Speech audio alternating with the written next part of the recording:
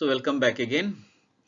So in this video, let us discuss about the placement and induction in a very detailed manner.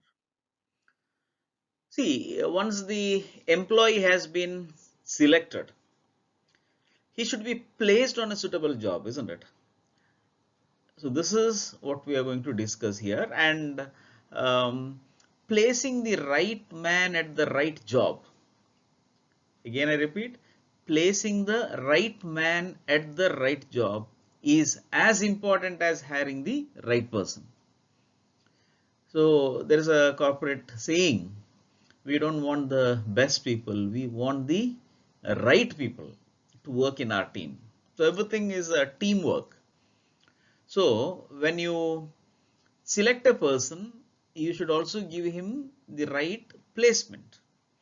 So a mismatched employee remains always dissatisfied and frustrated. He will not perform. So once the candidate is hired, it is necessary to see that he becomes familiar with the job, the organization, and also with his co-employees or co-workers, so that he is comfortable and can concentrate on his work effectively. So ultimately, he also gets benefited. The organization also gets benefited, isn't it? Now coming to the concept of placement. What is this placement? In fact, it is a general term. We always use placement, we always use induction. So how to understand this in a clear manner? So placement is a process of assigning a specific job to each one of the selected candidates. So assigning a specific job to each one of the selected candidates. This is what is called as placement. So it involves assigning a specific rank and responsibility to the individual also, because every position has some rank, isn't it? And he has to be given with some responsibility. He has to be given with some accountability. So proper placements will help to increase the employee morale and reduces the employee turnover, absenteeism, and also the accident rates. So assigning a specific job to the person or to the selected person or to the selected candidate is very, very essential. So if the candidate has some problems in adjusting himself to the job, then what happens? He continues to perform below the expectations and he might be misplaced. That means he is wrongly placed, we can say. So such candidates, what we can do? Can we send them? No, you have completed the process of selection, then series of interviews you have conducted. So what has to be done? Either you can place him in for a suitable job if it is available, or you can send him for further training so that you can make him fit for the job. So both options we have. Now, what is the principle of placement? So here you should understand job first, man next. So what does it mean? Man should be placed on the job according to the requirement of the job. It is not you are first selecting a person and then according to his person's qualification and experience you are giving a job. No, first you have to identify the job, then you have to look out for a candidate and match. Okay, the job should not be adjusted according to the qualification or requirements of the man. No, job first, then comes the man or a woman or a candidate in general. Second, the job should be offered to the person according to the qualification. It should not be higher or it should not be lower than the qualification. So it has to be properly matched. Third, the employee should be made conversant with the working conditions which is prevailing in the organization, and all aspects related to the job has to be explained clearly.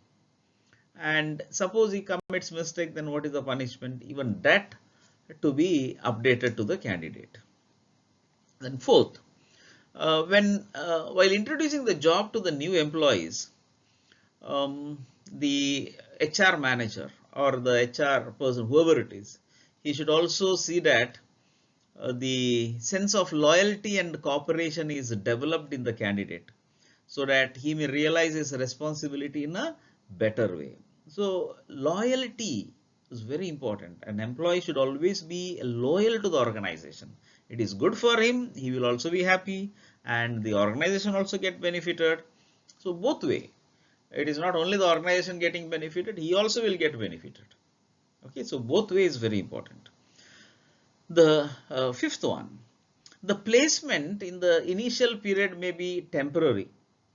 Again, it depends on the company policies, as changes are likely to happen after the completion of training. So later the employee may be transferred to the job where he can perform better. This option is always there unless it is very highly skilled.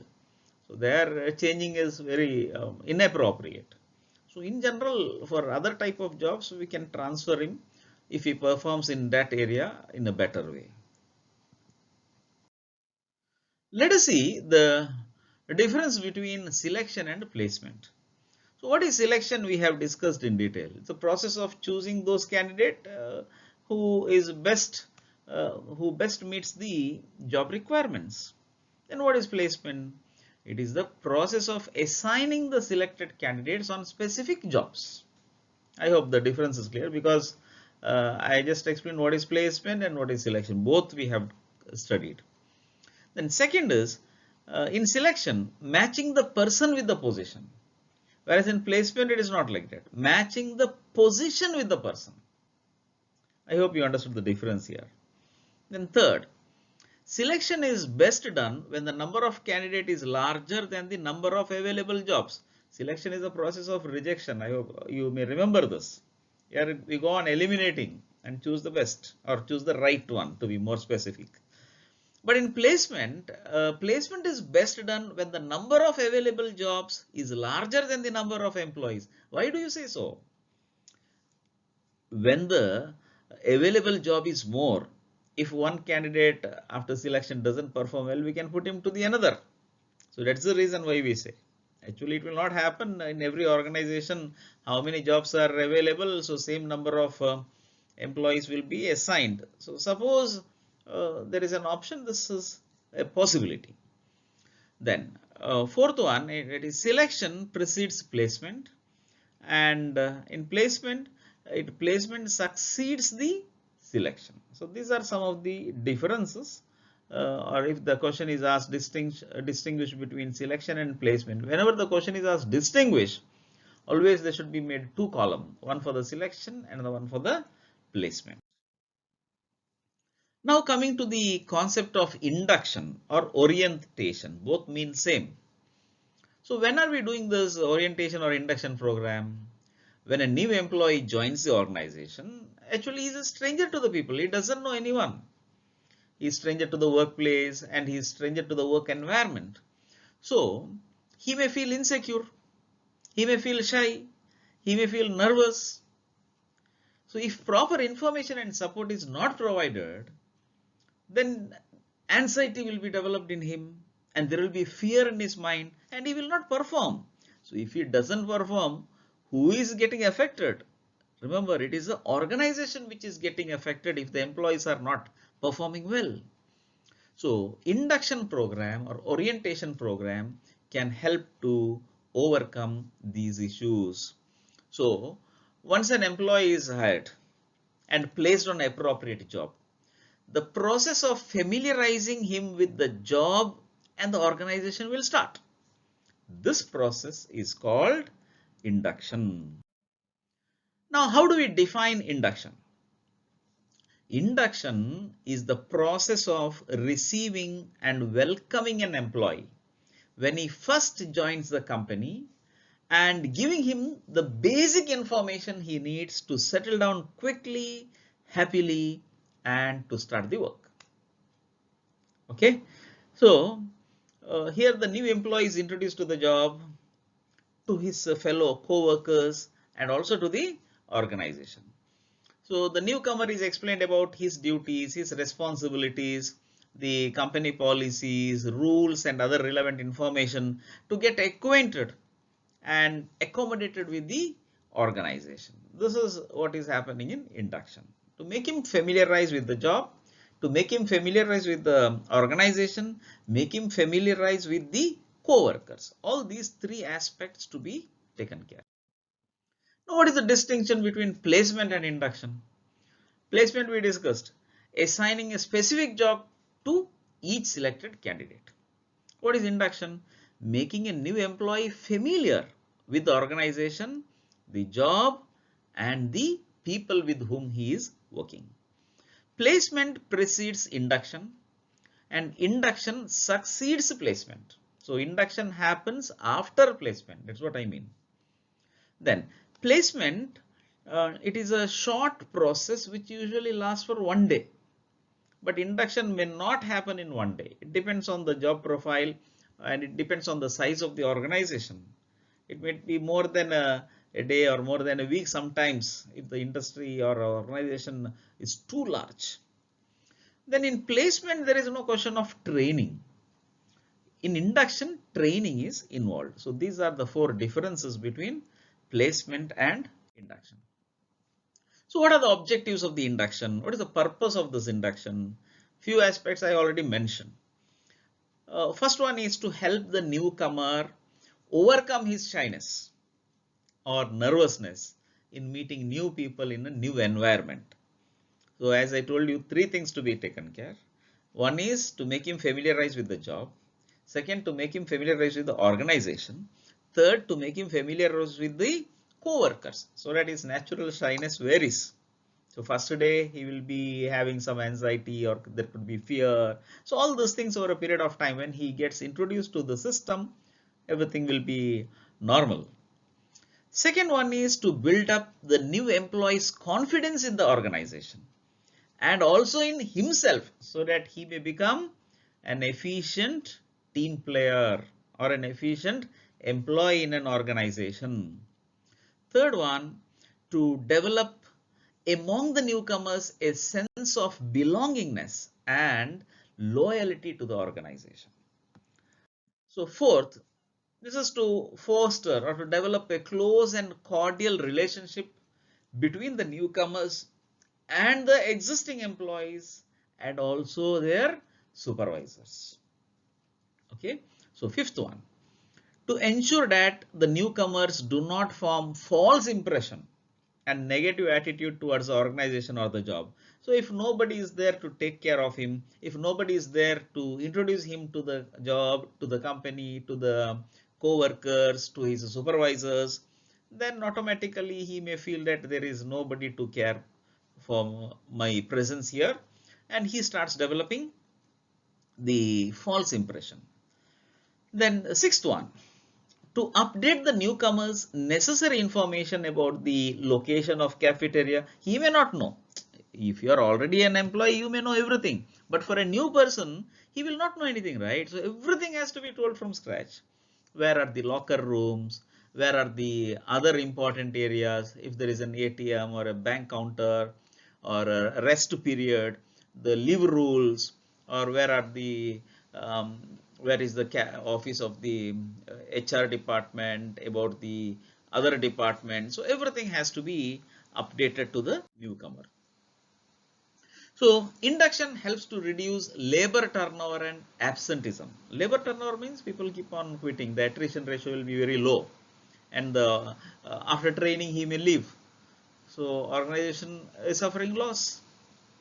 It develops realistic expectations and it will also reduce anxiety if properly, if the induction program is taken care of properly. Proper orientation enables the new employees to get off to a good start and to develop his overall effectiveness of the job, because the moment you introduce him to all this company, the job, the seniors and the organization, he will be more at ease and he will be comfortable. And when he is comfortable, he will be able to deliver his best. So some small organization may do the induction program through informal orientation by his immediate supervisors. It depends on the size. If there are only 5 people, then there is no question of having the induction program in a fully structured manner. But in large organizations, There should be a formal orientation program consisting of a tour to the plant. Tour to plant means it is a company. There are different units, the offices will be at different places. So it is a huge organization. Then the HR manager will deliver a talk on the history and background of the organization, who are its founders, and what are the other businesses involved in the uh, group. A short discussion with the HR officer will be able to take care of this. Then to support this, the company handbook or a manual can be distributed, some lectures can be conducted, some film can be shown about the company, then the seminars, the employee handbooks may be used. So all those things will form a part of the induction program. Now coming to the advantages or merits of the formal induction program, it builds up a two-way channel of communication between the management and the workers. See, it should be a cordial relationship, it should be a two-way channel. Otherwise, only one side means both of them will not get benefited. See, here it is a teamwork which is very important. Then, second, proper induction facilitates informal relations and teamwork among the employees. So, in a large organization, sometimes the personal relations matter a lot than the formal. So informal things only will be working in any organization. It is not a a defense rule there. You cannot have a hard and fast rule. Some flexibility, everything is required. Some adjustments. Okay, because we are dealing with human beings, right? It's not machines. Human beings has emotions. Machines has no emotions. Remember that. Okay. Third, effective induction helps to integrate the new employee into the organization and to develop a sense of belonging so that they are comfortable, their attachment to the organization will be more so that they perform better. Then, induction is helpful in providing information concerning the organization, the job, and also the employee welfare facilities. There are so many employee welfare facilities in an organization. Of course, it depends on the size of the organization, depends on their policy. But whatever it is there, it has to be explained to the newcomer, right? He doesn't know anything. So looking at the benefits, he may be motivated more. Then, proper induction reduces employee grievances, absenteeism, and labor turnover.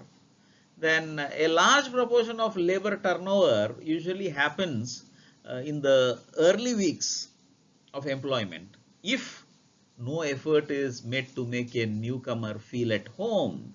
So if he is not comfortable, if the company doesn't take any induction measures to make him feel at home, after a few weeks he may leave. So who is at loss if he leaves after the training period, because you have invested so much of time in choosing the candidate. Suppose if he leaves suddenly, all your efforts get wasted. Again, you have to restart the process, right? So making an employee comfortable or feel at home will benefit the organization. Sixth one, induction program will avoid the new employee to learn through trial and error methods. If no one is there to take care of him, if nobody is there to explain him about the processes, he may do some trial and error. Sometimes it may incur loss also to the organization. So if the induction program is properly done, such trial and error methods will not happen. Then 7, well designed induction program will avoid the possibility of new employee acquiring a wrong impression about the organization, because first impression on the employee's mind is very critical. Now today an employee joined, nobody has told anything, there was no induction program, so what he will feel? He will feel that he is totally left out. So all those negativities start developing in his mind, and he gets a bad impression about the organization, and he may carry this wrong message to the family and to his friends. So goodwill of the company will be lost. Then eighth one, a formal induction program proves that the company is taking a sincere interest in getting him off to have a good start. So if the induction program is properly planned, the employee gains a confidence that the company is showing so much interest in me, so I have to perform better. So there should be a sense, there will be a sense of belongingness. And then ninth, induction helps to develop good public relations. So through induction, new employees develop confidence in the company and in themselves. So if he is happy, he will go out and say to the family or to the public or to the friends that this company is good, the system is good, isn't it? So all those things, if can be taken care if the induction program is properly designed. So what should be the contents in the induction program? I will mention few, about 12 points. Let me mention. Of course, it need not stick on to all those 12 points. It may be more depending on the policy of the organization. So first one is about a brief history about the company. Who are its founders? What are the products? The second one is about the organizational structure. Then comes the company policies, the HR policies, the leave rules, the grievances, the products and services of the company, and what are the various departments functioning within the company. Then what are the safety precautions to be followed within the premises. Then grievance procedures I mentioned. Then what are the benefits for the employees? Then what are the standing orders and disciplinary measures involved? Uh, then opportunities for training, it could be promotions, it could be transfers. Then what are the rules and regulations of the company? And it could be any other matter that is more specific towards a particular job. Some more points if the company officials feels they can also include. This is a brief outline what I have mentioned here. So this completes this particular module. So in this video, we discussed about the placement and induction. Okay, so what is induction they can ask, what is placement they can ask. I mentioned the objectives of the induction program they can ask, what are the merits of the induction program they can ask, what are the contents to be included in the induction program they can ask. So all those are some of the questions for the examinations. So that's all in this video. So see you again soon in the next video. Wish you all the best. Thank you.